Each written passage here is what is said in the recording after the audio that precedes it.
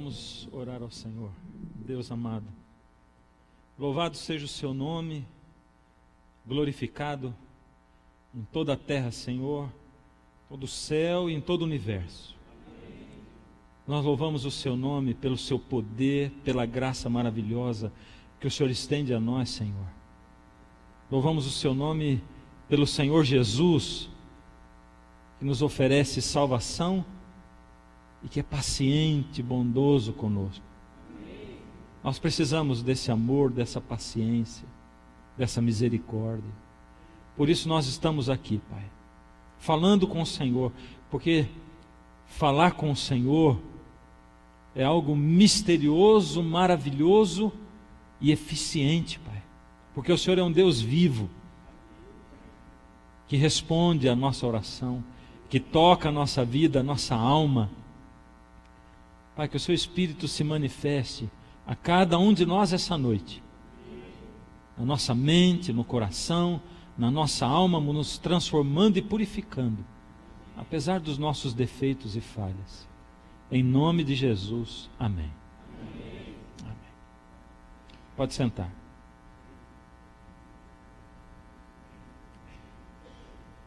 Boa noite para você. Que boa noitezinho fraquinho. Nós estamos no clima da música e da oração.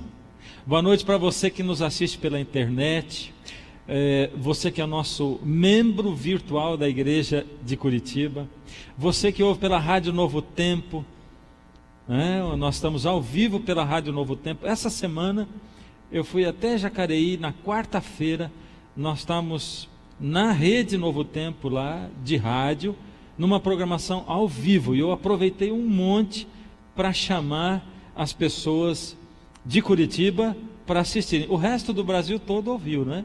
Agora, quem ficou com vontade de assistir, pode estar assistindo pela internet.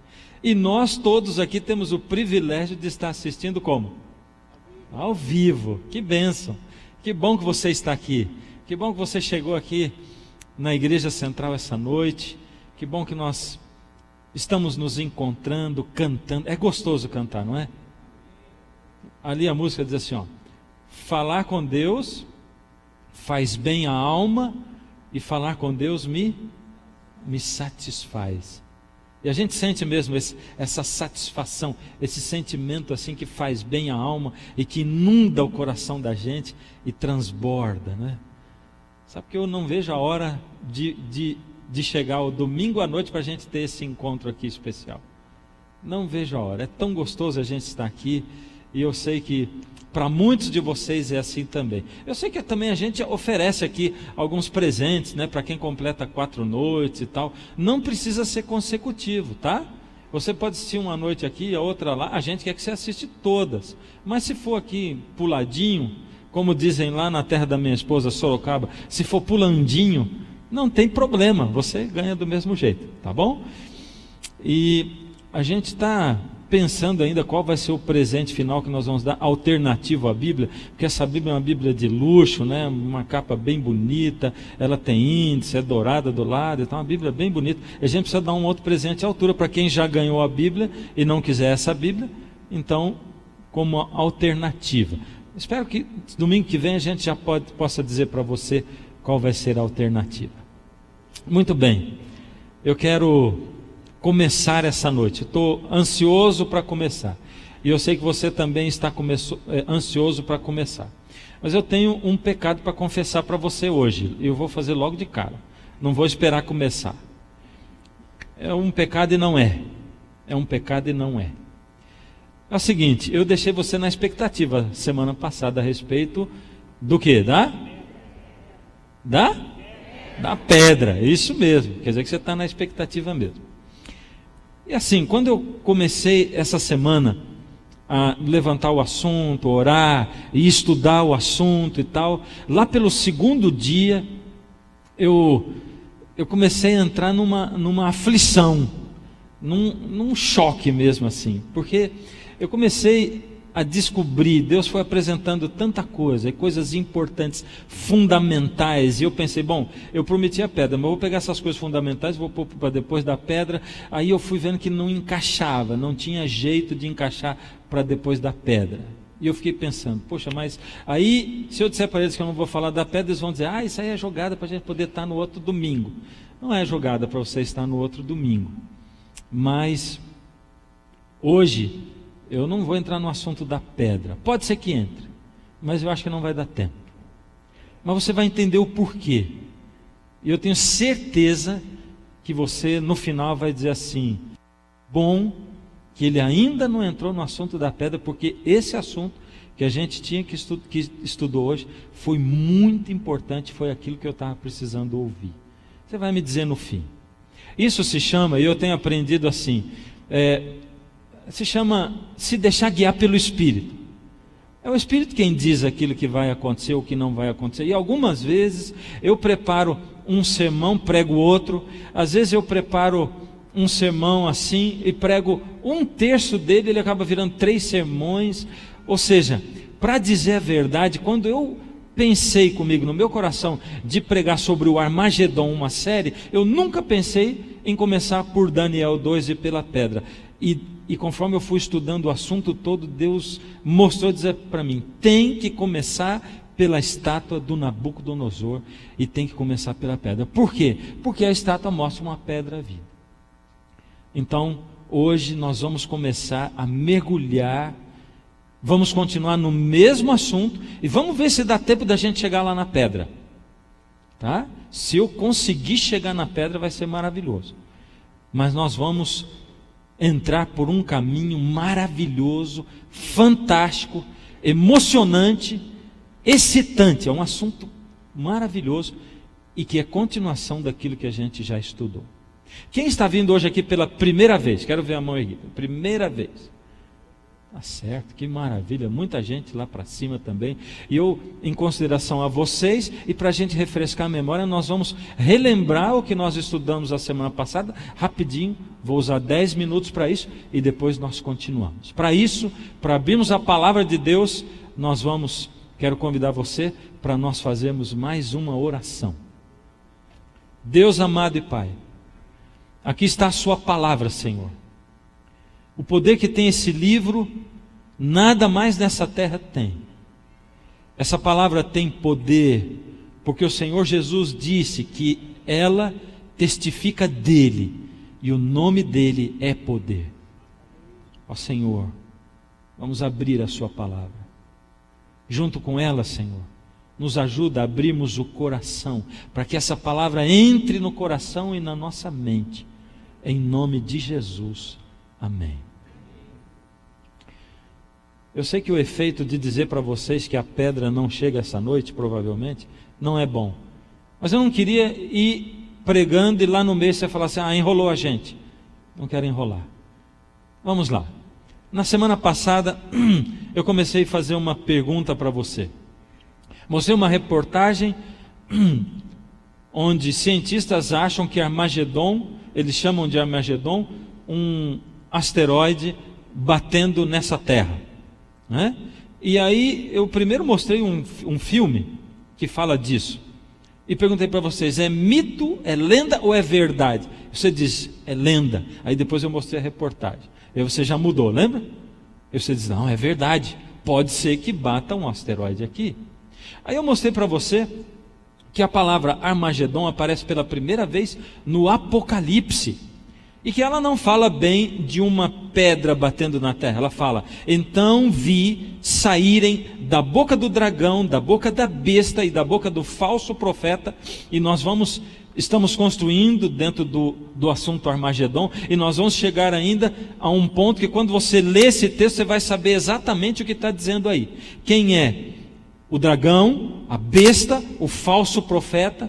E diz, eu vi saírem 3 espíritos imundos semelhantes a rãs. Quem está vendo isso aí é o profeta João, é uma visão.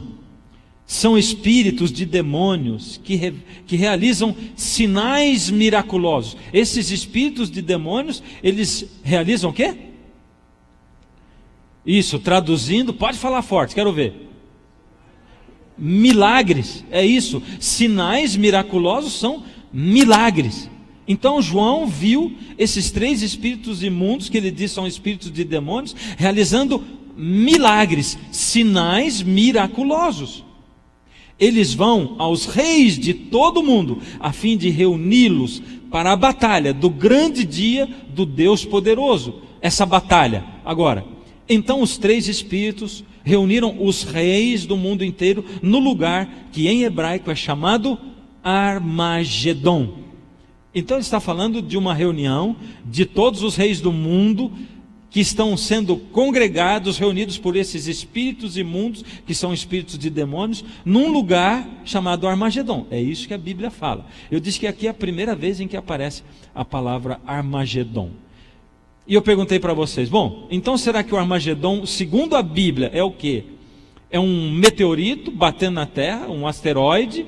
Ou será que é uma guerra mundial, uma terceira guerra mundial? E nós começamos a nos lembrar dos conflitos. Eu tenho certeza absoluta que nessa semana, quando você assistiu o jornal, pegou o jornal, ouviu o rádio, alguma coisa sobre Coreia do Norte, Coreia do Sul, você lembrou do clamor da meia-noite. Foi ou não foi? Ah, eu tenho certeza. Porque a nossa mente já se ligou e a gente está acompanhando aquela situação tensa.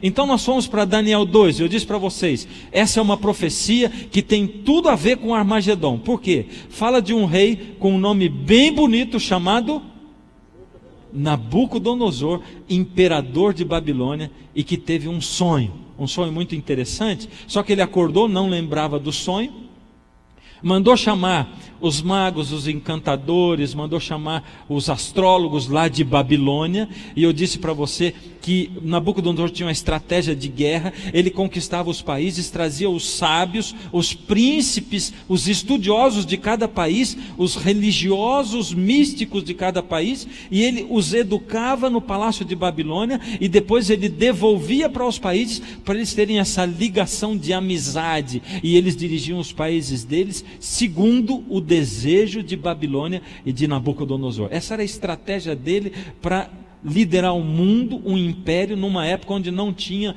fax, telefone, internet, onde não tinha nada disso. O rei não se lembrou do sonho, chamou e perguntou para eles: eu tive um sonho, quero saber o sonho, e eu não me lembro do sonho, e ele tem um significado importante, que ele é um sonho diferente, e eu quero que vocês me digam o que eu sonhei e o significado. E aí começou um problema muito grande, porque eles não sabiam resolver, e disseram para o rei: olha, nunca ninguém pediu isso, e tal e coisa, e não resolveram.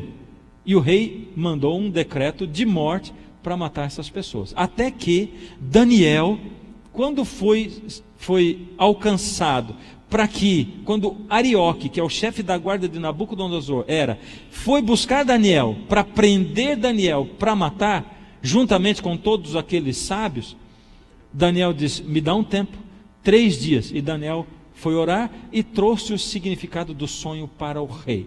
E o Daniel, diante do rei, disse: o senhor estava dormindo na noite e viu uma estátua. E o rei já arregalou os olhos, que realmente ele tinha visto uma estátua diferente, porque a cabeça dessa estátua era de ouro. Vocês estão afiados. O peito e os braços eram de prata. O quadril e os quadris e o ventre eram de bronze. As pernas eram de quê? Ferro. E os pés? Parte de ferro e parte de barro. E assim como eles não se misturam, não vai se misturar. E assim como o ferro e o barro não se misturam, assim era o pé da estátua. Bom, aí Daniel começou a dar interpretação. Agora ele podia dar interpretação, porque ele disse o que era o sonho. E ele disse: a cabeça de ouro é o teu reino, o teu império, rei Nabucodonosor. Ela representa o império de Babilônia, mas depois do Senhor vai haver um outro império. E a gente viu que o império de Babilônia foi do ano 605 até o 539 antes de Cristo. E realmente, olhando na história, depois veio outro império mundial, e esse foi o império Medo-Persa. Ele diz: não vai ser tão rico e tão poderoso como o teu, mas vai ser um império mundial. E o império Medo-Persa durou de 539 até 331 antes de Cristo. E Daniel disse: depois virá um outro, representado pelo bronze. Comparando com a história, a gente vê que houve sim, depois de Babilônia, um terceiro império mundial, que foi a Grécia. E se destacou na Grécia Alexandre o Grande, o seu maior general, e durou de 331 até 168 a.C. E depois Roma, representado pelas pernas de ferro da estátua. E a gente começa a ver como é que a profecia é específica, porque Deus vai predizendo 600 anos antes de Cristo o que iria acontecer mundialmente nos destinos políticos do mundo inteiro. E a coisa foi se cumprindo, assim, literalmente. E Roma, de 168 a.C. até 478 depois de Cristo, o império mais longo, mais duro, incrível, porque de todas as partes do corpo, as pernas são mesmo a parte mais comprida. E o Império Romano foi o mais comprido. E depois veio o quê? Um reino dividido. E realmente se dividiram. E a gente lembra que o Império Romano foi dividido num espaço de tempo de uns 100 anos, em 10 tribos. O número exato dos dedos do pé da estátua. Os dedos do pé da estátua. Deus é assim, minucioso na profecia. E nós vimos aquela coisa tremenda, de que, como eles tentariam, ali em Daniel fala, eles vão tentar se unir em casamento, mas mesmo assim não vão conseguir. Assim como o ferro e o barro não se misturam, eles não vão conseguir se unir. E foi exatamente o que aconteceu, e a gente viu toda aquela história. Aí está o retrato da história do mundo, desde 600 anos antes de Cristo até os dias de hoje. Todos os impérios mundiais e depois a divisão desses impérios até os dias de hoje. Então Daniel falou para o rei Nabucodonosor: quando estavas olhando, o sonho não termina aí, rei Nabucodonosor. Você estava olhando e de repente você viu uma pedra cortada sem o auxílio de mãos, ou seja, jogada sem o auxílio de mãos, feriu a estátua onde? Nos pés. Ou seja, a pedra não bateu na cabeça, nem no peito, nem no quadril, nem nas pernas, bateu nos pés. E nós vivemos hoje em que época? Na época dos pés. Ou seja, esse é um evento que deve acontecer nos nossos dias. E ela esmiuçou toda a estátua. Bem, e eu fiz uma pergunta para vocês no final. O que é finalmente o Armagedon? É essa pedra que vem? É esse meteorito, esse asteroide que vai se chocar com a Terra? Ou que os cientistas preveem que vai se chocar com a Terra? Isso é a pedra? Ou será que o Armagedon é essa terceira guerra mundial? Ou uma terceira guerra mundial? O que será o Armagedon? Eu quero chamar a atenção para vocês em 3 temas que estão agora explícitos e implícitos dentro desse capítulo 2 de Daniel. Presta atenção. O primeiro tema é a oração. Por que a oração? Aonde a gente encontra a oração como um dos temas centrais de Daniel capítulo 2? Sabe por quê?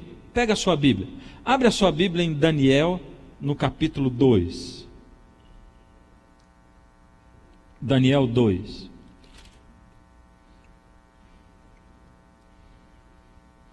Aqui nos versos 17 e 18 diz assim: então Daniel foi para casa. Isso aqui foi depois que Arioque. Quem era Arioque mesmo? Isso mesmo, o chefe da guarda de Nabucodonosor. O chefe da guarda de... Você que está em casa assistindo pela internet ou que ouve pelo rádio, de repente você pensa assim: poxa, o pastor pergunta e ninguém responde.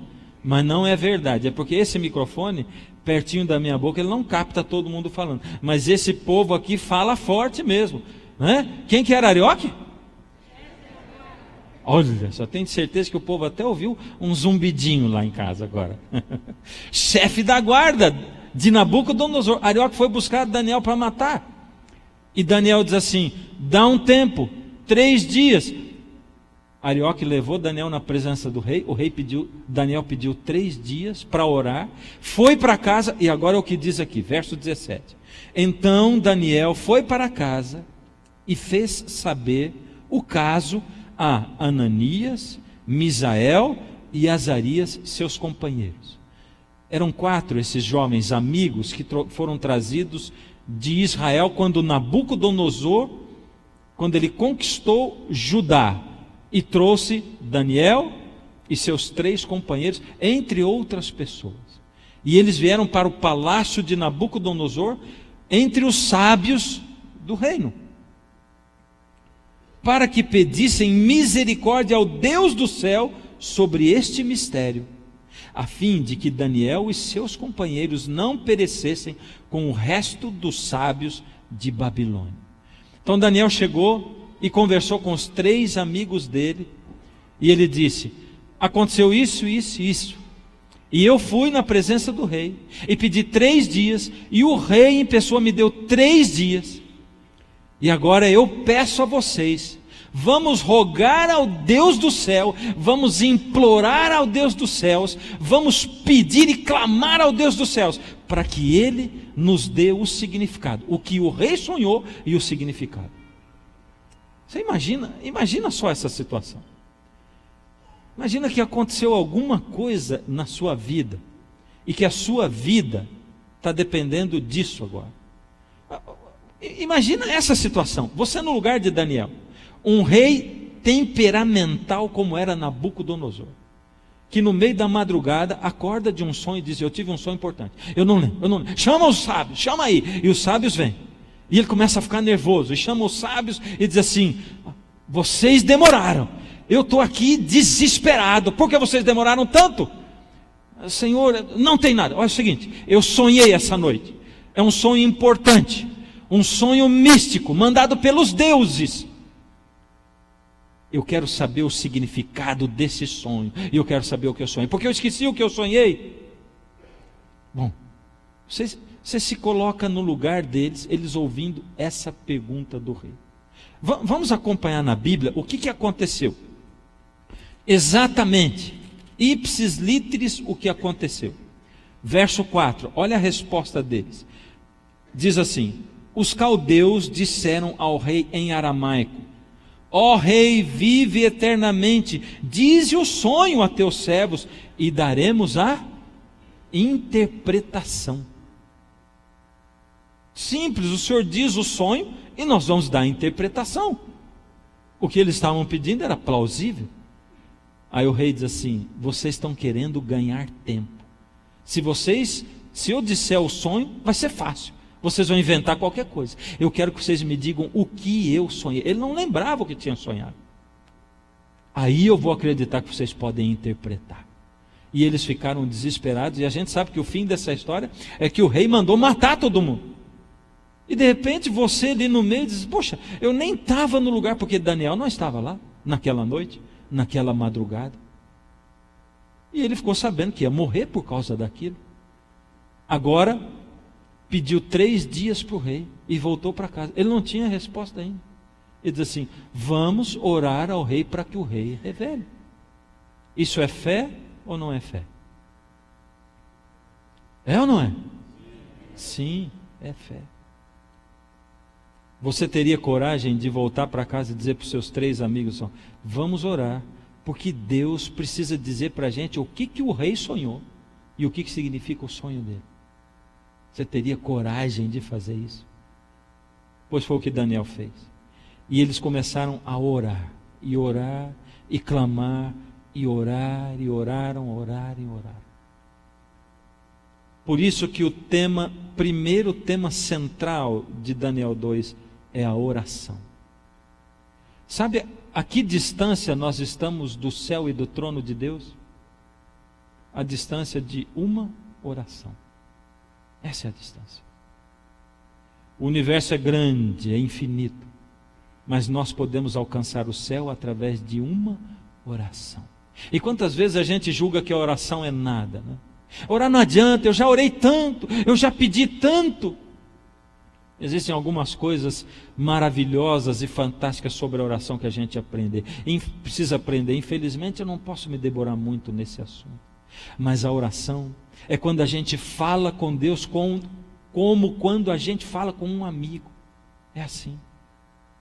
A gente fala assim, face a face. Sabe, eu tenho dito, algumas pessoas são muito chatas com Deus, porque ficam inventando palavras que não estão acostumadas a dizer, ficam falando de uma maneira tão formal, se perdem, não dizem coisa com coisa.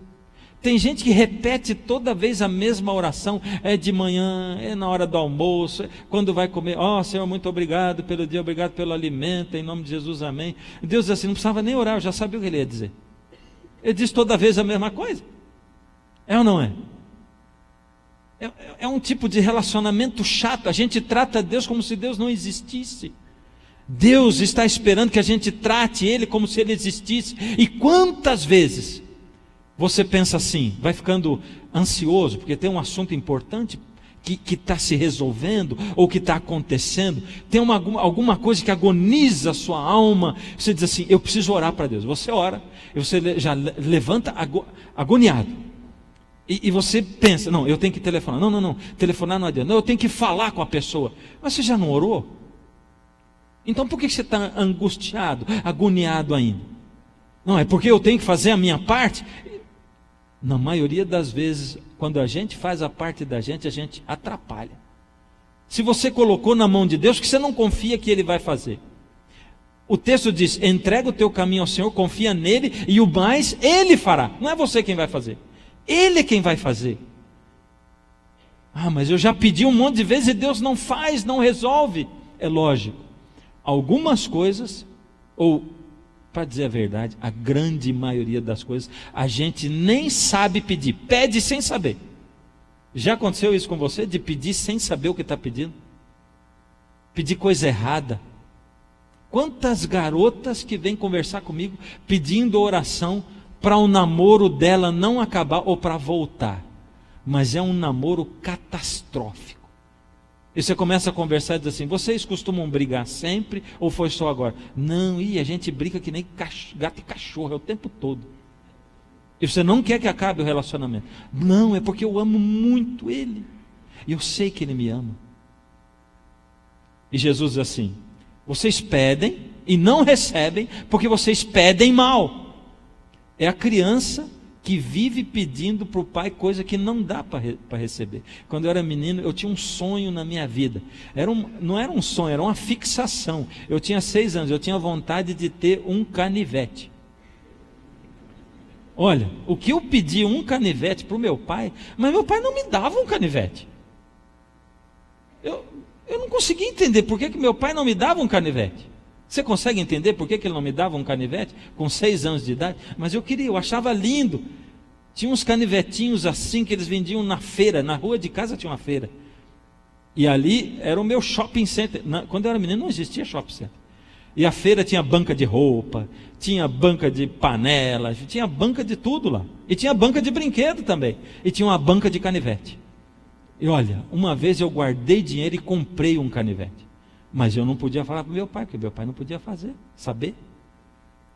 E de repente, depois de uma semana, eu descobri por que eu não podia ter canivete. Porque voltando da escola, um moleque tentou bater em mim, e eu meti a mão na mochila e tirei o canivete e abri. E mostrei para ele. O menino era enorme, grandão assim. Ele ficou branco. E xingou, eu aprendi um monte de palavrão novo aquele dia, porque ele xingou assim tanto e tal. E foi embora. Aí, no dia seguinte, aliás, no mesmo dia, chegando em casa, eu fiquei tão nervoso que eu pus o canivete no bolso da calça. E quando minha mãe foi lavar a calça, que é isso no seu bolso? E o canivete sumiu. Só que no outro dia eu encontrei o menino de novo na volta da escola. Aí você imagina, como um menino de 6 anos, a inteligência dele é assim maravilhosa. Quando eu vi, eu saí correndo. Quer dizer, eu podia pelo menos fingir que eu estava com o canivete, estufar o peito, bater na mochila assim. Mas eu nem pensei naquilo. Porque eu mostrei o canivete foi por acidente.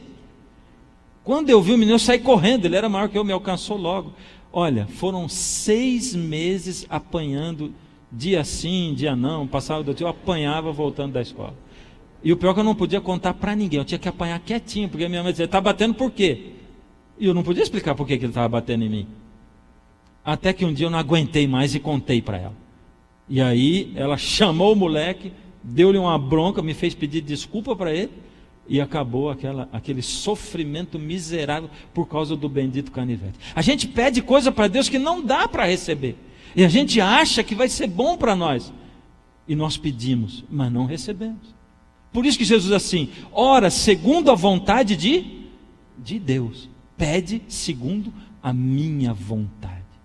Lembra que eu falei para vocês que um dia eu estava olhando uma revista e eu encontrei uma foto assim de umas nebulosas maravilhosas. Eu encontrei isso aqui. Era exatamente essa foto que eu estava vendo. E eu olhei para essas formações. Você consegue ver os planetas, as estrelas e planetas refletindo luz das estrelas. As mais brilhantes são estrelas, as menos são planetas. Você consegue entender o tamanho dessas formações assim? Essa coisa é gigantesca. E quando eu olhei para esse negócio assim, eu disse: Senhor, isso é tão maravilhoso. O Senhor é o Criador desse espaço sideral, desse universo. E o Senhor ainda diz para mim que se eu me ajoelhar do lado da minha cama, o Senhor vai estar ali me ouvindo, e eu posso falar com o Senhor me ouve. E minha mãe dizia quando eu era menino: quando a gente ora, a gente fala com Deus. E quando a gente lê a Bíblia, Deus fala com a gente.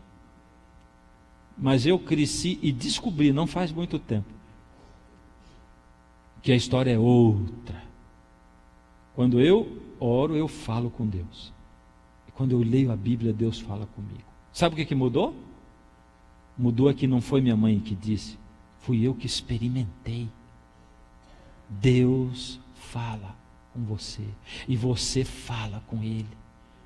E dialoga, e conversa, e Deus responde. Deus é um Deus vivo, que se comunica conosco. E se o primeiro tema é a oração, o segundo tema é a adoração. Oração está junto com a adoração, faz parte. Agora eu quero que você preste atenção nesse tema. Esse tema é o tema central do Armagedon. Esse tema é o tema central da Bíblia, da palavra de Deus. O tema adoração, ele é o tema central do grande conflito entre o bem e o mal. Ele é o tema central da Bíblia. Ele tem a ver com quem é que ocupa o primeiro lugar, o centro da sua vida, do seu coração, da sua mente, do seu entendimento. Quem ocupa o primeiro lugar na sua vida e na sua adoração? Quem? E isso é uma resposta que você precisa dar para Deus. Você que chegou aqui essa noite, Deus trouxe você aqui para você responder para Ele assim: quem ocupa o primeiro lugar na sua vida? Quem é o merecedor, o digno da sua adoração? Quem ocupa o primeiro lugar? É o seu trabalho? São os divertimentos, as diversões? O que ocupa o primeiro lugar? É o seu filho? É a sua esposa? A sua carreira? O que ocupa o primeiro lugar na sua vida? Porque o que ocupa o primeiro lugar na sua vida é que vai determinar o que vai ser o seu futuro. Ele determina o seu presente, quem você é hoje, e determina o seu futuro também, o que vai ser de você. A adoração. Tudo se move a partir do que é o centro da sua vida, o que realmente importa para você. Tudo nessa vida é assim. Todas as coisas na vida fazem sentido a partir de quem é o primeiro lugar da sua vida. E você vai ver que a gente precisa tomar decisões a partir do momento em que nós vamos aproximando Deus do primeiro lugar, do centro, em que nós adoramos a Deus como o nosso Senhor, o nosso Salvador, Redentor, o nosso mantenedor. A adoração é um tema central de Daniel 2. E o terceiro tema é? Qual é? A verdade. A verdade. Quantas verdades existem? Quantas? Uma? Sim ou não? Duas? Três? Interessante, para a nossa vida particular, a gente nem pensar que possa existir duas verdades. Né? O camarada chegou em casa tarde da noite, e a esposa perguntou: Onde você teve? Por que demorou tanto? Sim, é porque eu tive que atender o meu patrão, que me pediu para fazer um trabalho para ele, e eu tive que ficar até agora. Por que não me ligou? Eu não tive condição de te ligar, eu estava ocupado o tempo todo. No outro dia, ela vai para casa e uma amiga dela que trabalha na portaria, na entrada de um motel, diz assim: vou ter que te falar um negócio. Eu vi o teu marido entrando com uma mulher no motel onde eu trabalho ontem à noite. Entrou, passou uns 15 minutos, 20 lá e saiu. Ai, aquele salafrário mentiroso. Volta para casa. Olha, você vai me dizer a verdade. Eu quero a verdade. Porque eu tenho uma amiga assim, assim, assim, tal, e ela te viu entrando lá. E aí? E agora? Vai negar? Bom, eu vou ter que te dizer a verdade mesmo. Ela já se prepara. Agora é o seguinte, acredite ou não, o meu patrão tem uma amante, e ele teve com uma amante lá naquele motel, e ele deu lá para ela um brinco de pérola. E aí foi embora, e a mulher perdeu um brinco lá naquele lugar. O meu patrão diz assim: ó, eu vou viajar hoje, e eu preciso que você vá com ela lá para procurar esse brinco, e depois vai levar ela no aeroporto para ela ir embora. Por favor, não me faça isso. Vou fazer, você vai fazer, senão eu vou te mandar embora. E eu tive que ir com ela, ficamos lá, levamos 20 minutos para achar o bendito do brinco, e eu saí. Como é que eu ia dizer? Você ia acreditar nisso? Não acredito mesmo. Você acreditaria nessa história? Não? E quem é o seu marido? Olha para mim. Tem quantas verdades essa história? Quantas? Uma verdade. Ela pode ter um monte de versão de mentira, mas só tem uma verdade. Bom, aí você diz assim: me diz a verdade, porque você sabe que só tem uma só. Agora, por que é que em religião, e quando se trata de Deus, você acha que tem um monte de verdade? Se você como ser humano só tem uma verdade, por que você acha que Deus tem que ter muitas verdades? E a gente fica dizendo assim: ah, tem muitos caminhos, mas todos levam a Deus. Como é que pode isso? Muitos caminhos. Se só tem uma Bíblia, se Deus é um só, é um Deus triuno, Deus Pai, o Filho e o Espírito Santo, mas é um só, como é que pode ter muitos caminhos e todos eles levam a Deus? Só existe uma verdade, e eu quero que você entenda comigo. O Senhor Jesus orando assim, João 17:7, santifica-os na verdade, a tua palavra é a verdade. Jesus já está dizendo logo o que é a verdade. Ele diz que a verdade é o quê? A palavra, a Bíblia, ela é a verdade. A tua palavra é a verdade. E aí eu vou te dizer assim, se você tem dúvida, porque tem traduções, porque as pessoas mudaram, é simples, vai estudar, vai procurar, e você vai ver. Você que não conhecia Daniel 2 em profundidade, quando você ouve essas questões maravilhosas, você diz assim: meu Deus, que coisa maravilhosa, eu nunca pensei que isso ia estar dentro da Bíblia. Espera, nós não começamos mas nós não fomos nem 1 metro dentro dessa viagem quilométrica que nós vamos fazer para dentro das profundezas da Escritura, até descobrirmos o que é o Armagedon e o que vai acontecer. Nós só começamos os primeiros passos. O que tem de conhecimento de Deus e de graça e de verdade aqui é uma coisa tremenda, abala a gente. Jesus disse que a palavra é a verdade. Por isso que ele disse: examinais as Escrituras, porque cuidais ter nelas a vida eterna, e são elas mesmas que testificam de mim. Por que a Bíblia é a verdade? Porque ela fala de Jesus, e Jesus diz: eu sou o caminho, eu sou a verdade, e eu sou a vida. Na verdade, a verdade é Jesus, não é a Bíblia. A Bíblia é a verdade porque ela testifica de Jesus, ela fala de Jesus. E eu vou dizer para você, quando você completar aqui 4 noites, se você não teve na primeira edição do Clamor da Meia-Noite, pega os DVDs e assiste aquilo, para você entender o plano da redenção, como Deus criou o mundo, por quê, quem é Jesus, por que ele morreu na cruz do Calvário, tantas coisas maravilhosas, e você vai se apaixonar pela Bíblia. Olha o que diz em 2 Timóteo 3,16, aí diz que quanto da Bíblia é inspirado por Deus? Quanto? Toda a Escritura é inspirada por Deus, e útil para o ensino, para a repreensão. Opa, para que serve a Bíblia também? Repreensão, para a correção e para a educação na justiça. Hebreus 4,12, olha o que diz ali. Eu gosto desse texto. Esse texto me impressiona, porque a palavra de Deus é viva e eficaz. Viva, essa palavra viva, ela é um negócio tremendo. Mexe comigo.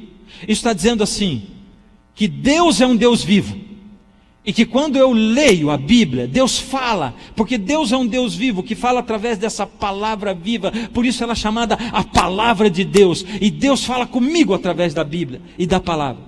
Ele me indica o caminho que eu devo seguir, ele resolve questões para mim, ela é viva e eficaz. Ele diz assim, ela é mais cortante do que qualquer espada de 2 gumes. Uau, e a palavra é assim mesmo, você vai ver. Eu vou fazer um desafio para você. Aliás, eu vou fazer um anúncio para você. Cuidado, porque de agora em diante, quanto mais nós formos estudando a palavra de Deus, ela vai entrando no seu coração, na sua alma, ela vai rasgar o seu peito. A palavra de Deus é mais penetrante do que uma espada de 2 gumes, e ela penetra até o ponto de dividir a alma e espírito, juntas e medulas, e é apta para discernir os pensamentos e propósitos do coração. A Bíblia, ela consegue discernir até os seus pensamentos, e o que você pensa em fazer, o que você intenta fazer. É assim a Bíblia. Agora presta atenção, tem muita gente que pensa que a Bíblia é analgésico, é pomadinha, é band-aid. Eu me machuco e vou lá e buscar. Vou buscar. E tem gente que lê só os salmos. São as promessas, não são? É uma promessa. O Senhor é o meu pastor, nada me faltará. Obrigado, Senhor. Só vai lá buscar, porque sabe que ele tem um monte de promessa. É ou não é? Mas aqui está dizendo que ela não é band-aid, não é pomadinha. Está dizendo que é bisturi. Ela serve para rasgar o seu peito, entrar no seu coração, na sua alma, e ela é capaz de dividir alma e espírito, junta e medula. E eu te aviso, é isso que Deus vai fazer com você nessa série. A palavra dele vai entrar, e ela vai começar a rasgar, ela vai dividir alma e espírito, junta e medula, à medida em que a verdade for transparecendo, ela vai incomodar você. Lá em João 8, eu não vou ler esse capítulo, mas vou ler um pedaço dele. Vamos lá, abre João 8, eu tenho que ler um pedacinho dele. Aqui diz que o Senhor Jesus começou a conversar com um grupo de judeus que simpatizaram com ele. Eu tenho que ler esse pedaço, não tem jeito. João 8. Eu estou ficando apavorado porque só nessa noite tem um monte de coisa para falar ainda, mas não vou ficar. Aonde for, foi. Aonde não chegou, não chegou. João 8. E aqui diz assim, olha só, no verso 31, disse pois Jesus aos judeus que haviam crido nele: se vós permanecerdes na palavra, sois verdadeiramente meus discípulos. Ele disse aos judeus que tinham crido nele. Prestou atenção nisso? Isso que ele disse é para os judeus que tinham acreditado nele, porque a maioria não acreditava nele. Olha o que ele diz depois, verso 32: e conhecereis a verdade, e a verdade vos libertará. Presta atenção. Ele está chegando para um monte de gente religiosa que conhecia a Bíblia de trás para frente, de frente para trás. Gente que ia na igreja sempre, que dava dinheiro na igreja, gente que guardava a lei e mandamento e tudo mais. E está dizendo assim: vocês precisam conhecer a verdade, porque a verdade vai libertar vocês. Eles se sentiram ofendidos. Verso 33, responderam-lhe: somos descendência de Abraão, e jamais fomos escravos de alguém. Como dizes, sereis livres. Como é que o senhor está dizendo que a verdade vai libertar? Vai libertar do quê? Nós não somos escravos, nós somos descendentes de Abraão. Sabe o que eles estão dizendo? Em outra palavra, está dizendo assim: eu sou um membro da igreja adventista do 7º dia, eu já fiz todos os estudos bíblicos, eu conheço essa palavra de cor e salteado. Como é que o senhor está me dizendo isso? Eu sou um assembleano, eu sou um batista, eu sou um presbiteriano. Como é que está me dizendo para conhecer a verdade vai me libertar? Quantas vezes a gente bate no peito assim, não é? Arrogância religiosa. Jesus disse para eles assim, presta atenção, Jesus disse que eles precisavam conhecer o que mesmo para serem libertos? A verdade, a verdade. Nesse ponto eu tenho que parar um pouco, sabe por quê? Porque a verdade, queridos, ela machuca. Sabe por que a verdade machuca? Ela machuca porque na maioria das vezes eu ando fora da verdade. Então quando Deus chega e mostra a verdade, ela é uma forma que me coloca numa posição diferente da qual eu estou. Ela diz assim, você está errado, o certo é isso. Por isso a verdade machuca. Você gasta um dinheirão numa roupa, se arruma toda, olha no espelho e diz, você está linda. Sai e pergunta para sua mãe, como é que eu estou? Sua mãe diz, nossa, está linda. Pergunta para uma criança, como é que eu estou? Diz, eu não gostei. Criança não esconde. Ela diz a verdade. É ou não é? Vocês conhecem, tem uma piadinha antiga da mãe passando maquiagem, ou da tia, e a criança pergunta, para que serve essa maquiagem?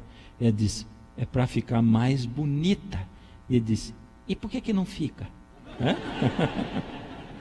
É assim. A criança não esconde, ela fala a verdade, ela fala na cara. Não tem jeito, é sinceridade, ela transparece aquilo. Agora presta atenção em como Jesus conversa com eles. Pergunta, Jesus era amoroso, sim ou não? Você acha que Jesus, ele tomava cuidado para não magoar as pessoas, sim ou não? Ele queria salvar as pessoas, queria ou não queria? Jesus é bondoso, é amoroso, Jesus é tudo de bom. Presta atenção. Olha o que diz aqui. Verso 41. Vós fazeis as obras de vosso pai, Jesus está dizendo. Disseram-lhe eles, nós não somos bastardos, temos um pai que é Deus, nós somos filhos de Deus. Replicou-lhes Jesus, se Deus fosse de fato vosso pai, certamente me havíeis de amar, porque eu vim de Deus e aqui estou, pois não vim de mim mesmo, mas ele me enviou. Opa, o que eles respondem para isso? Porque Jesus está dizendo que veio de Deus, e que Deus é o pai dele, e que ele veio de lá e Deus enviou ele do céu para a terra. Olha o que eles disseram. Qual a razão? Jesus dizendo ainda, porque não compreendeis a minha linguagem, e porque sois incapazes de ouvir a minha palavra. A minha Bíblia está circundada essa palavra linguagem. Sabe por quê? Porque a maioria das pessoas reclama. Por que Deus não fala comigo? Aquele pastor disse que a gente pode ouvir a voz de Deus, mas eu não consigo ouvir, Deus não fala comigo. Pode falar com ele, mas comigo ele não fala. Deus fala com todo mundo. Acontece que às vezes a gente escuta a voz dele e às vezes não. Às vezes escuta e às vezes não. Depende de nós abrirmos o ouvido. Nós abrimos. Nós temos que clamar, nos colocar em posição de baixo para cima, recebendo, deixando Deus nos guiar, nos dirigir. Agora veja, verso 44, Jesus disse, vós sois do diabo, que é vosso pai, e quereis satisfazer os desejos dele. Ele foi homicida desde o princípio e jamais se firmou na verdade, porque nele não há verdade. Quando ele profere mentira, fala do que lhe é próprio, porque ele é mentiroso e pai da mentira. Jesus disse para eles o seguinte, vocês disseram que vocês têm um pai que é Deus, vocês são filhos do diabo. Meu Deus, esse é o Jesus amoroso e bondoso? É ele? É. E ali diz que foram os judeus que simpatizaram com ele, acreditaram nele, acreditaram em termos. Eu vou dizer um negócio para você. Quando toca na verdade, não tem meios termos com Jesus. Quando o assunto é verdade, não tem meio termo com Jesus.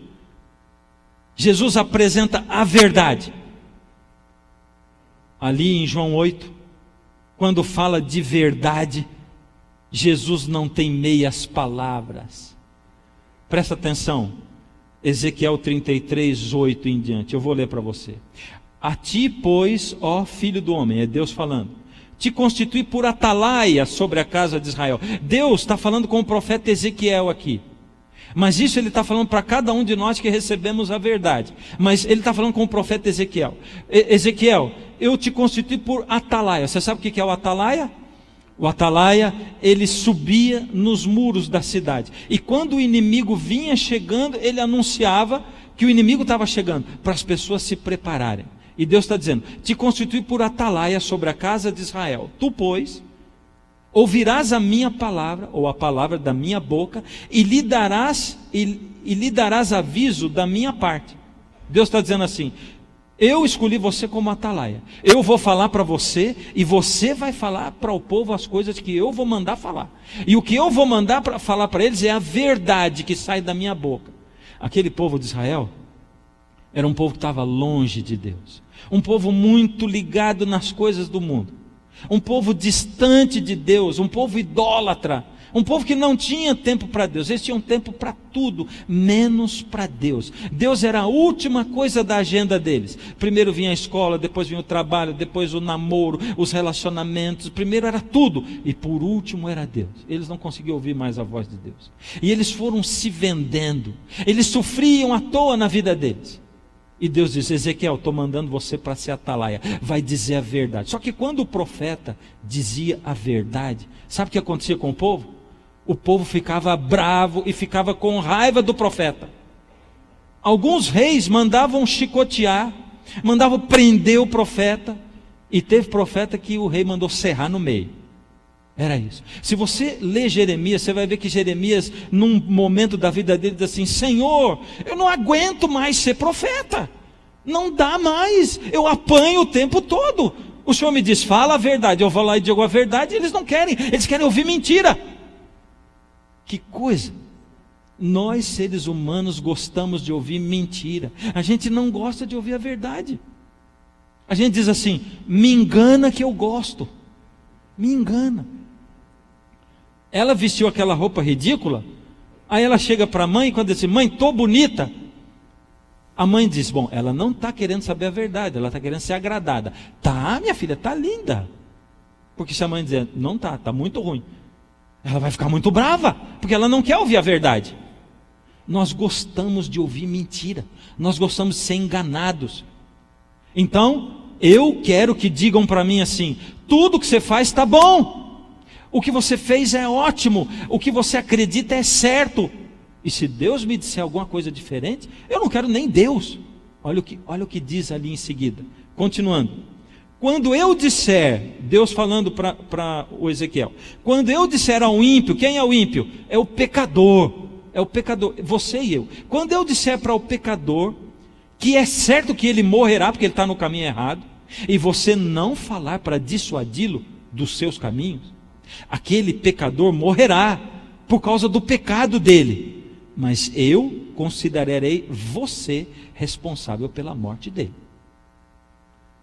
Quando eu li isso aqui, eu entendi que Deus estava falando isso aqui para mim, eu, Fernando, e que Deus estava dizendo assim para mim, eu estou te dando a palavra, você está estudando a palavra, você está comparando palavra com palavra, e a verdade está aparecendo. Para que é isso? É para você? Não, é para você entregar para as pessoas.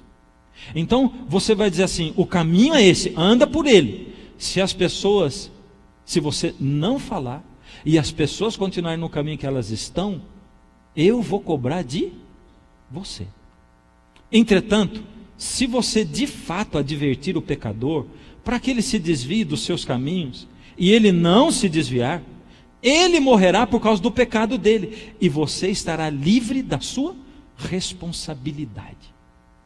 Então, queridos, eu quero assumir um compromisso público aqui com você. Eu não vou omitir a verdade de você. Eu também não vou passar a mão na sua cabeça. Eu também não vou me preocupar com gente que vai depois chegar e dizer assim: ai pastor, eu levei visita lá no Clamor, e o senhor foi falar aquela verdade. Uma vez eu estava fazendo uma série numa igreja onde eu fui pastor em Goiânia. E sabe, a série é assim, ela começa assim, aguinha com açúcar, e ppp e tal, e vai, e daqui a pouco vem que é uma macarronada, né? É um negócio assim, é alimento sólido, e a verdade vem, pum, e ela bate, e a pessoa leva um susto, né? E naquela noite, puxa, eu me preparei tanto, eu orei tanto a Deus, eu orei muito, de Senhor, me dá as palavras, eu não quero chocar ninguém, eu não quero magoar ninguém, me dá, Senhor, discernimento, para eu poder falar com carinho para as pessoas, porque essa verdade, ela é muito forte, me dá, Senhor, por favor, o como.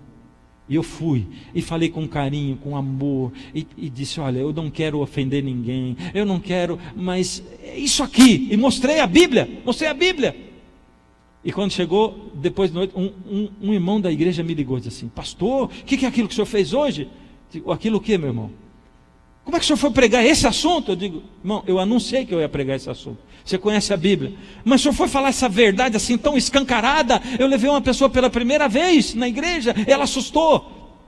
Eu digo: me desculpa, primeiro, se você conhecia, não levasse a primeira vez lá nesse dia. Segundo, se ela foi a primeira vez, foi porque Deus levou. Terceiro, se aquilo não foi bom para ela, eu vou fazer o quê? Se Jesus diz assim: vós sois filhos do diabo. Ué, eu não vou falar: você é filho do diabo. Quem sou eu? Eu sou um pecador miserável, eu não sou Jesus. Mas eu vou indicar a palavra. E eu vou dizer um negócio para você: não acredita no que eu estou falando. Porque você pode olhar para mim e dizer assim: mas esse pastorzinho é arrogante, né? Porque está dizendo que o que ele está falando é verdade, que se eu não acreditar, não acredita no que eu falo. Eu te peço, por misericórdia, não acredite. Vai na Bíblia, pega um papel, uma caneta, vai anotando todos os textos que eu vou dando aqui. Depois você chega em casa e confere, olha o capítulo, olha tudo, estuda a Bíblia por sua conta. Deus vai dar para você discernimento do Espírito, para você saber se é verdade ou não. Mas por misericórdia, não olhe para o assunto e diz assim: ah, não é do jeito que eu sempre pensei. Não aceito. Você vai ficar com o pensamento e a palavra de quem? O seu ou com a palavra de Deus? Então, o meu compromisso é esse. Aquilo que é a verdade eu vou apresentar, e você é quem vai escolher. É você quem vai discernir. E eu digo: escolha não acreditar em mim. Vai conferir com a Bíblia. Se tiver certo, você acredita. Se não tiver, não. Faz isso com todo mundo, né? Eu sempre digo isso. Não acredita no que o padre diz, no que os pastores da TV dizem, nem no que eu digo. Confere com a Bíblia. Se tiver certo com a Bíblia, aí você acredita. Agora, Nabucodonosor.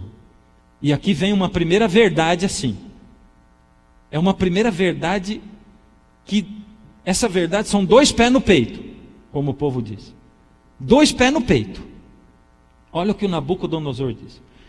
Capítulo 2, verso 2. Então o rei mandou chamar os magos, os encantadores, os feiticeiros e os caldeus. O rei sonhou, acordou, esqueceu o sonho, sabia que o sonho era importante, desesperou. O que ele fez? Mandou chamar o grupo de sábios. Vamos ler aqui pormenorizadamente quem ele chamou. Ele chamou os magos, fala comigo, os encantadores, os feiticeiros e os caldeus, para que declarassem ao rei quais lhes foram os sonhos. E eles vieram e se apresentaram diante do rei. Quem são esses magos, encantadores, feiticeiros e caldeus? Eu fui pesquisar para ver o que eles faziam. Quem eram esse grupo? Vamos ver grupo, um por um. Os magos. Quem eram os magos? Os magos, eles estudavam e eles se colocavam na posição de resolver os mistérios, de prever o futuro. Eles tinham um costume de jogar um pouco de água num prato especial que eles tinham, e ali eles jogavam um pouco de azeite, e eles estudavam a configuração do azeite, porque o azeite não mistura com a água, e dependendo da configuração do azeite, eles prediziam o futuro e o que as pessoas deviam fazer ou não. Você conhece um tanto de coisas parecidas com isso hoje, não conhece? A pessoa joga coisa ali, e lê isso, e lê aquilo, e búzios, isso e aquilo, não conhece? Bom, eles também pegavam fígado de animais e pelo fígado do animal eles prediziam o futuro. Esses eram os magos. Bom, os encantadores. Quem eram os encantadores? Os encantadores eram misturados, envolvidos em feitiçaria, em magia negra. E eles falavam, se comunicavam com os mortos. Então eles tinham essa prerrogativa de receber espíritos dos mortos, e eles se comunicavam com os mortos. Quem eram os astrólogos? Bom, astrólogos é um grupo que a gente conhece até hoje. A astrologia é antiga. Eles previam o destino, baseados no zodíaco, né? Eles também entendiam um pouco de astronomia, porque naquela época a astronomia era misturada com a astrologia. Só no século XIX é que as duas coisas se separaram, e a astrologia saiu da universidade e ficou só a astronomia, o estudo dos astros como ciência. E agora recentemente a astrologia voltou para a universidade. Então elas tinham se separaram, mas agora voltou para a universidade. Bom, vamos lá, cadê a tela? Eles também eram envolvidos com bruxaria. Esse era o grupo de astrólogos. E quem eram os caldeus? Porque diz que ele também chamou os caldeus. Os caldeus eram os cientistas da época. Eles eram mestres em linguística, em matemática e filosofia. Eles eram os mestres da Universidade de Babilônia. Eles eram um grupo mais voltado para a ciência. E esse grupo estava ali, e foi esse grupo, 4 representações de estudantes de diversas áreas dos conhecimentos normais e paranormais que Nabucodonosor chamou. Agora uma pergunta: por que Daniel não estava lá quando o rei chamou de noite? Na madrugada o rei acordou e não chamou. Por que Daniel não estava lá?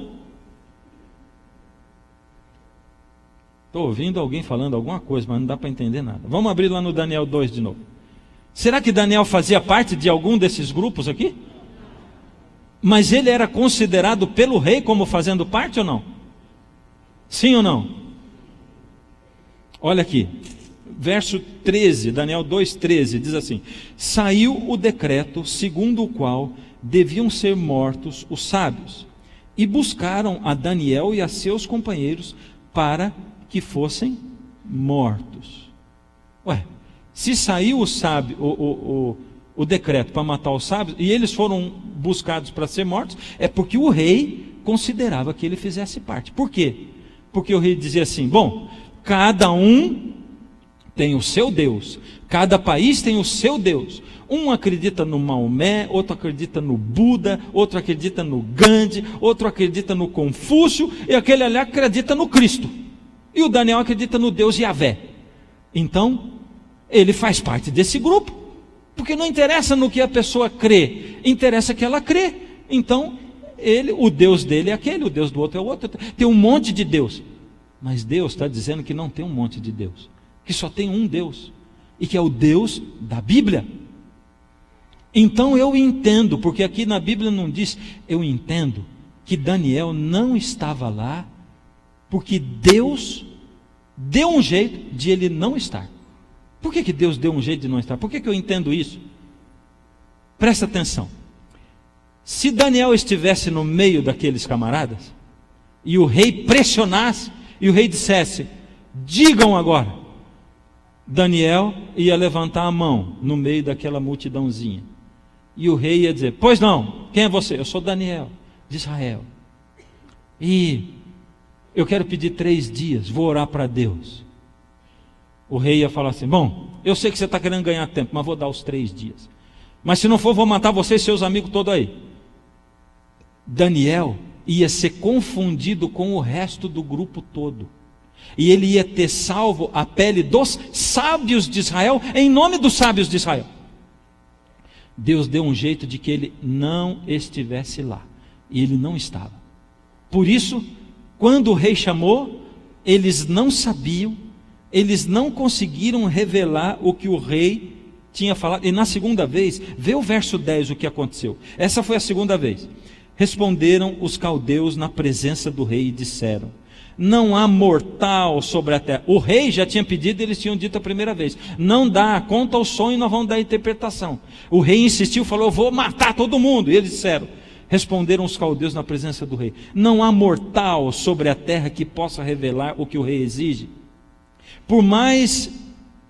Porque jamais houve rei, por grande e poderoso que tivesse sido, que exigisse semelhante coisa de um mago, encantador ou caldeu. Eles disseram assim: Senhor, vossa majestade, desculpa aqui o perdão da palavra, mas nunca teve um rei, por mais poderoso que fosse, que pedisse para algum encantador, mago ou caldeu, diz assim: eu sonhei, me diz o que eu sonhei. A coisa que o rei exige. Agora presta atenção, atenção, porque aqui esses magos, adivinhos, encantadores, feiticeiros, eles vão fazer uma declaração de impotência, de incompetência. É isso que eles vão fazer. Eles dizem assim: a coisa que o rei exige é difícil, e ninguém há que possa revelar diante do rei, senão os deuses, e estes não moram com os homens. O que eles disseram? Na verdade, rei, a gente diz que a gente se comunica com os deuses, a gente diz que nós somos, nos comunicamos com os mortos, com isso, com aquilo, mas na verdade, isso é mentira. Eles declararam total incompetência, e é por isso que eu entendo que Deus não permitiu que Daniel estivesse lá, para que eles pudessem declarar a sua total incompetência, e para que você e eu pudéssemos hoje abrir a Bíblia e ver quem é esse grupo de pessoas, e entender que eles são incompetentes, e que eles não têm o poder para revelar as coisas. Janes e Jambres, quem foram esses camaradas? Olha o que diz a Bíblia, Êxodo 7:11. Lembra quando Deus mandou Moisés para tirar o povo do Egito? Lembra? E Moisés jogou a vara, e a vara dele transformou em serpente. E diz que os magos lá do faraó fizeram a mesma coisa. Faraó, porém, mandou vir os sábios e encantadores. E eles, os sábios do Egito, os dois líderes desse grupo se chamavam Janes e Jambres. Fizeram também o mesmo com as suas ciências ocultas. Ou seja, Deus fez lá um milagre, transformou a vara em serpente, e o diabo foi lá e fez a mesma coisa. A mesma coisa. Agora veja, porém, a segunda vez, os magos do Egito fizeram também o mesmo com as suas ciências ocultas. De novo, segunda coisa, de maneira que o coração de Faraó se endureceu, e não os ouviu como o Senhor tinha dito. Diante de Faraó estava Moisés, mandado por Deus, Janes e Jambres, Moisés e Arão, Janes e Jambres, discípulos do diabo. E o Faraó ouviu os dele, ele conhecia, disse: esse povo é o povo que eu acredito, é a minha religião, por que eu vou acreditar no tal do Moisés? O que o Moisés fez, eles fizeram igual. Isso quer dizer que o diabo também tem poder para fazer milagre. Lá no texto do Armagedon de Apocalipse 13, são espíritos de demônios, fazedores de milagres, sinais miraculosos. Olha o que diz aqui na Bíblia, 2 Timóteo 3,8, a respeito dos dois: e do modo porque James e Jambres resistiram a Moisés, também estes resistem à verdade. Aqui Paulo estava falando de um grupo de pessoas que fazem milagres. São homens de todo corrompidos na mente, réprobos quanto à fé. Eles todavia não irão avante, porque a sua insensatez será a todos evidente, como também aconteceu com a daqueles homens. Olha Deus reprovando aqueles sábios de lá. Deus diz assim: algumas coisas para mim são abominações. É por isso que eu quis expor aqueles sábios de Babilônia. Por isso eu não deixei Daniel junto com eles, porque algumas coisas são abominações. Se você for ler Daniel depois o 2, continuando, você vai ver que quando Daniel chegou na frente do rei, ele diz assim: o mistério que o rei quer saber, nem sábios, nem magos, nem adivinhos, nem encantadores, nem caldeus podem revelar para o rei. Deus mandou Daniel se separar daquele grupo e diz assim: aquele grupo é diferente de mim. O Deus deles, ou os deuses deles, são diferentes do Deus da Bíblia, do Deus de Israel, o Deus de Jacó, o Deus de Yahvé. Eles não podem nada. Por que que Deus fez essa separação? Por que que Deus fez essa distinção? o que é abominação para Deus. Em Deuteronômio 18:9, Deus dá uma lista. Deus diz assim: quando entrares na terra que o Senhor teu Deus te deu. Deus está falando de quando o povo que estava vagando no deserto chegasse para entrar na terra de Canaã. Ele diz: quando vocês entrarem lá, tomarem posse da terra, não aprenderás a fazer conforme as abominações daqueles povos. Deus estava advertindo: cuidado para vocês não fazerem as abominações daqueles povos. O que eram as abominações?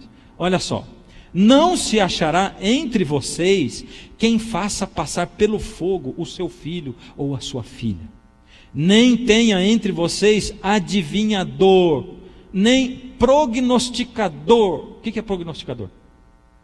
Você não sabe? Eu também não sabia, eu fui procurar. E estava escrito no Micaelis: aquele que prognostica. Olha que maravilha. Olha, quando um dicionário ajuda a gente é outra história, né? Olha só. Aí eu tive que procurar o que é prognosticar. Aí prognosticar estava assim, ó: predizer baseando-se em sinais ou sintomas, agourar, pressagiar, profetizar, vaticinar. Vaticinar também eu não vou procurar no dicionário, senão não vou passar a noite no dicionário. Então lá, bom, nem prognosticador, nem agoureiro, nem feiticeiro, nem encantador. Opa, não era para ter feiticeiro, nem encantador, nem necromante, nem mágico, nem mágico. Não, o David Copperfield não podia estar lá também? E nem quem consulte os... Opa! Por isso que eu disse que essa verdade é para dar com 2 pés no peito.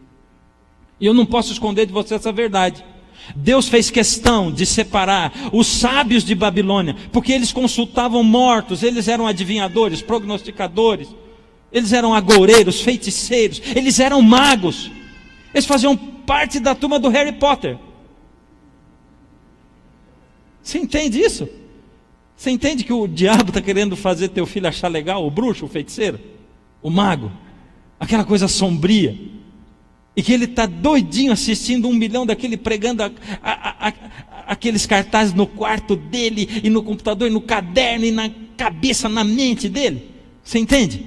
E Deus está dizendo assim: eu não vou suportar, povo de Israel, meu povo, quando você entrar na terra, eu não vou suportar que tenha lá quem consulte os mortos.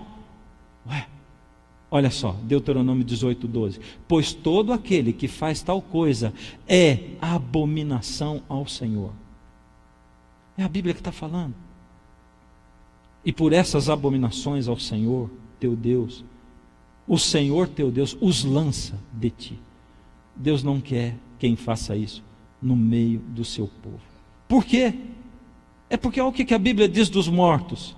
Vou ler alguns textos só. Eclesiastes 9:5: porque os vivos sabem que hão de morrer, mas os mortos não sabem coisa alguma. É diferente do que você ouve falar por aí, é ou não é? Aí está dizendo que os mortos não sabem coisa alguma, nem tampouco terão eles recompensa, porque a sua memória jaz no esquecimento. Eclesiastes 9:6 continua: amor, ódio, inveja, para eles já morreram, para sempre não têm eles parte em coisa alguma do que se faz debaixo do sol. Está dizendo que os mortos não sabem nada, e eles não têm parte nenhuma do que a gente faz na terra. Uau, é isso que Deus está dizendo. Agora presta atenção: algumas pessoas vão pedir que vocês consultem os adivinhos. Esse é Isaías 8, 19 e 20. Algumas pessoas vão pedir que vocês consultem os adivinhos, os médiuns que cochicham e falam baixinho. Essas pessoas vão dizer para vocês: precisamos receber mensagens dos espíritos, precisamos consultar os mortos em favor dos vivos.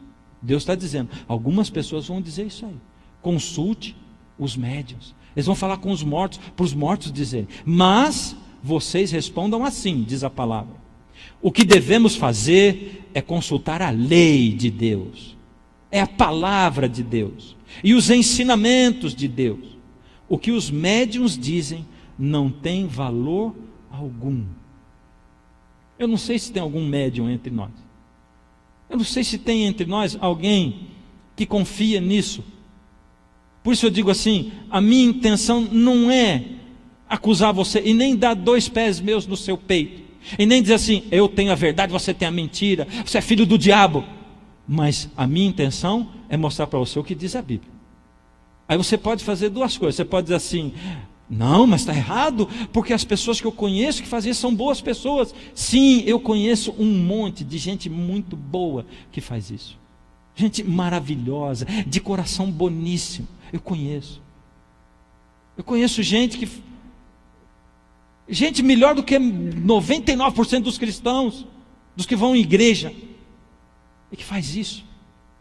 E aí você tem que ir na palavra, para você entender. Eu não vou poder ir no assunto dos mortos, né? Aí você pode dizer: hoje é diferente. Sabe por quê? A religião de hoje é diferente. É diferente mesmo? Não, mas quem consulta morto hoje é gente diferente, é gente que faz o bem, não são aqueles encantadores, feiticeiros, não são. Deus vê de um jeito diferente. Malaquias 3:8, Deus diz assim: porque eu, o Senhor, não mudo. Como é diferente? Deus não muda. Então Deus revela para quem os mistérios dele? Amós 3:7 diz: certamente o Senhor Deus não fará coisa alguma sem primeiro revelar o seu segredo aos seus servos, os profetas. E é por isso que quando eu estudo a Bíblia, eu estudo Daniel 2, eu olho para aquilo e eu fico maravilhado. Eu digo assim: essa é a palavra de Deus, esse é o poder da palavra de Deus. É assim que Deus faz. Deus revela para os seus servos, os profetas. Espera aí, mas tem profetas falsos também? Tem ou não tem? E agora, hein? Na verdade tem dois tipos de profetas. Dois tipos de profetas falsos. O profeta verdadeiro você sabe. Agora tem dois tipos de profetas falsos. O primeiro está em Mateus 7, de 15 a 23. E eu não vou ter tempo de ler. Marca aí para você ler em casa, para você não ser que eu falei. Não, é a Bíblia quem diz. Mateus 7, de 15 a 23.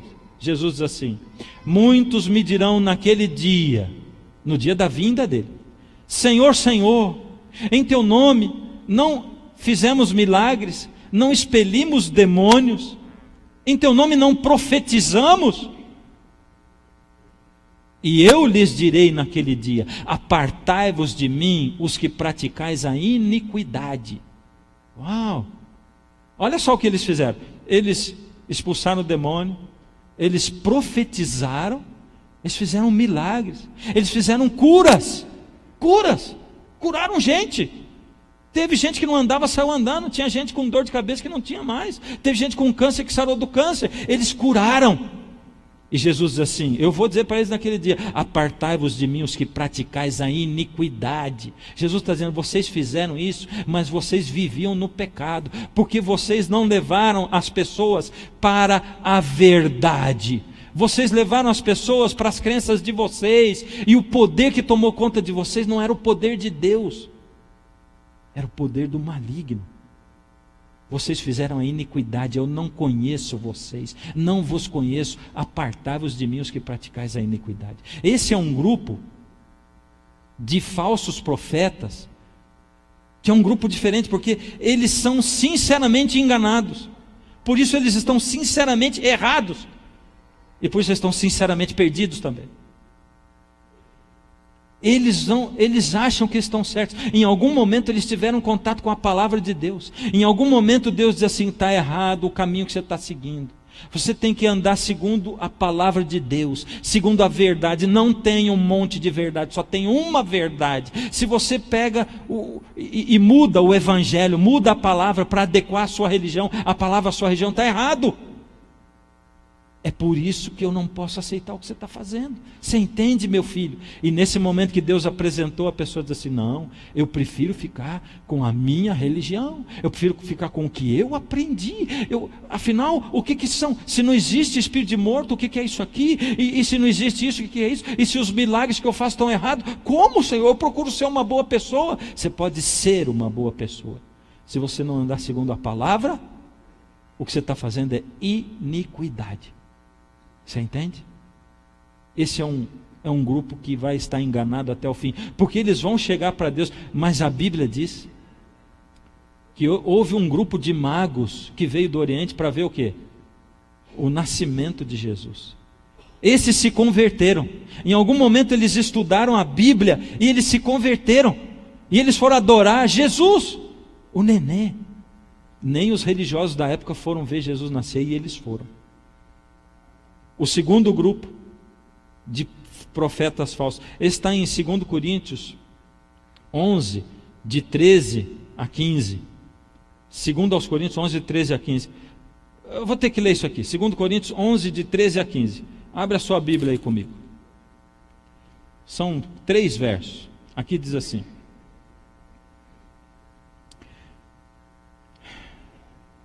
porque os tais são falsos apóstolos, obreiros fraudulentos, transformando-se em apóstolos de Cristo. Aqui ele está dizendo, Paulo está dizendo que existem apóstolos que são falsos. São obreiros fraudulentos que se transformam em apóstolos de Cristo. E ele diz, e não é de admirar, porque o próprio Satanás se transforma em anjo de luz. Não é muito, pois, que os seus próprios ministros se transformem em ministros de justiça, e o fim deles será segundo as suas obras. Isso aqui é muito pesado. É Jesus dizendo que tem apóstolo, tem ministro, tem pastor, tem gente fazendo milagre com o poder do diabo, fazendo maravilha. Operam sinais e maravilhas. Ali o texto do Armagedon diz, são espíritos de demônios que operam milagres, sinais miraculosos. A história de Simão, lá em Atos, não vou ler o texto, mas o texto diz aqui, que Paulo chegou, e aí tinha um homem chamado Simão, e Simão viu que eles estavam fazendo poder, fazendo milagres, e as pessoas sobre quem eles impunham a mão, essas pessoas recebiam o poder do Espírito Santo. O povo do lugar achava que Simão era um homem de Deus, porque ele fazia milagres também. Esse Simão é chamado Simão o Mágico. Vendo, porém, Atos 8, 18 e 19, vendo, porém, Simão, que pelo fato de imporem os apóstolos as mãos, era concedido o Espírito Santo, Simão ofereceu dinheiro, propondo, concedei-me também a mim esse poder. Presta atenção, porque agora essa coisa é pesada. Simão viu que eles impunham a mão e recebiam o poder do Espírito. O que eles falaram? O que Simão falou? Eu tenho bastante dinheiro, eu vou pagar vocês, vocês me dão esse poder. Você já viu alguém oferecendo poder em troca de dinheiro? Já viu na televisão? Você já viu oferecendo milagre em troca de dinheiro? Já viram? Já viram cobrar por oração? Já viram a igreja ser um leilão? Vocês já viram? Quem dá isso, quem dá aquilo outro? Olha o que aconteceu em seguida. Pedro, porém, lhe respondeu, o teu dinheiro seja contigo para a perdição, pois julgaste adquirir por meio dele o dom de Deus. Ele está dizendo, Pedro está dizendo, é impossível conseguir alguma coisa de Deus através de dinheiro. Você está entendendo isso aqui? Se alguém oferecer para você uma troca de bênção em troca de dinheiro, saiba que isso não pode ser de Deus. Não é de Deus, é anátema, é do diabo. É do diabo. Ah, mas faz milagre. É verdade, não é à toa que os ministros do demônio também fazem milagres. Você consegue entender isso? É por isso que a Bíblia fala que no fim dos tempos seriam enganados, talvez até os próprios escolhidos. Aqueles que escolheram a Deus têm que ficar atento para saber quem é de Deus e quem não é de Deus. E isso causa uma geração de cristão egoísta, entre aspas, gente que vai para a igreja para receber bênção, para comprar bênção, vai investir no templo. Deus não faz troca, é isso que Pedro falou para ele. 2 Coríntios 2:17 diz, porque nós não estamos, como tantos outros, mercadejando a palavra de Deus. Antes, em Cristo é que falamos, na presença de Deus, com sinceridade, e da parte do próprio Deus. Esses estão conscientemente perdidos. Sabem que estão errados. Entendem que estão errados, mas estão perdidos. E eu? E agora? Esse é o jovem rico, chegou para falar com Jesus, cheio de... Porque eu estou falando dos ministros, né? Os falsos, os verdadeiros profetas e falsos. E que isso tem a ver comigo? E eu com essa história? O jovem rico chegou para Jesus e disse assim: Senhor, o que eu devo fazer para herdar a vida eterna? E Jesus disse: olha, você guarda a lei? Conhece a Bíblia? Conheço, desde pequeno. Ele tinha um monte de justiça própria para apresentar para Deus. Jesus, falta uma coisa para você. Vai, vende tudo que você tem, dá o dinheiro para os pobres. Depois, quando você fizer isso, você acabou de depositar dinheiro no banco do céu. Jesus não falou, deposita na sacolinha de Judas, que era o tesoureiro do grupo. Não. Jesus não diz assim: olha, pega o seu dinheiro, dá todo para o ministério de Jesus, porque nós temos muitas emissoras de rádio e televisão pregando pelo país inteiro. E fora até. Não. Você dá o dinheiro para os pobres. E aí você colocou o tesouro no céu. Aí você vem e me segue. Jesus estava dizendo, sabe o que para ele? Você está dizendo que me segue, mas você tem outros deuses diante de você. Já é o primeiro mandamento. Você ama o seu dinheiro mais do que tudo. Você tem que deixar o eu de lado. É isso. Quem é o centro da sua adoração? Quem é? Sou eu? Quem é o centro da sua vida? E a Bíblia diz: mas ouvindo ele essas palavras, ficou muito triste, porque ele era riquíssimo. Em outras palavras, ele abaixou a cabeça triste e disse: essa verdade é dura demais para mim. Eu não suporto. Eu não suporto. Não, então é melhor ele ficar com a verdade e eu vou continuar com a minha mentira. Vou continuar no caminho que eu estou. É melhor para mim. Nós estamos terminando o tema de hoje aqui. E eu quero dizer o seguinte para você: prepara o seu coração para ouvir o tema da pedra semana que vem. Prepara. Porque ela é também 2 pés no peito. Agora presta atenção, porque esse tema que nós estudamos hoje, ele tem tudo a ver com o tema do Armagedon. Tudo a ver. Tudo a ver. E a pedra, tudo a ver. Mas o tema da pedra vai chocar você mais do que o tema de hoje. Ele é muito chocante. Talvez apresente para você uma verdade assim, que quando você olhar para ela, você vai dizer assim: meu Deus, essa verdade é muito dura para mim. Eu não posso suportar. Mas eu vou estar orando por você. Essa igreja toda vai estar orando por você, para que você suporte essa verdade. Porque Deus não manda provação maior que ninguém possa suportar. E Jesus disse: conhecereis a verdade e a verdade vos destroçará. É ou não é? Não é. Jesus disse: conhecereis a verdade e a verdade vos libertará. Se você está se sentindo destroçado pela verdade, você está se sentindo oprimido, você está se sentindo esmiuçado pela verdade, só pede para Deus: Senhor, o Senhor diz que a verdade é para libertar, então eu não vou nem me preocupar, vou entregar o meu coração para o Senhor, e o Senhor me liberta, porque eu quero sair daquela igreja me sentindo leve, aliviado. E você vai ver cada verdade dessa que você encontrar, e entregar aquilo para Deus, e entregar outra coisa. Cada passo a gente vai subindo um degrau, e você vai se sentindo mais leve. E de repente Jesus começa a entrar na sua mente e seu coração. Você vai sentindo uma paixão por Ele tão grande, um amor tão grande, uma coisa que vai motivando você, e você vai ficando feliz. É assim que acontece com quem conhece a Cristo. Liberdade. Por isso Jesus disse: deixe-vos a paz, a minha paz vos dou, diferente da que o mundo dá.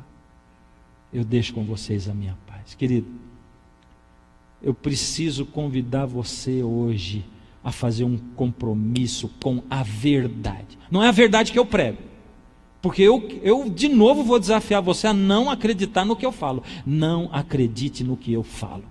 Vai na Bíblia, pesquisa, traz a canetinha, anota tudo, vai para casa, estuda de novo. Não acredite. Mas você encontrou a verdade, se apegue na verdade. Então faz um compromisso: Senhor, me mostra a verdade, e eu quero me apegar à verdade. Me ajuda, Senhor, a andar passo a passo.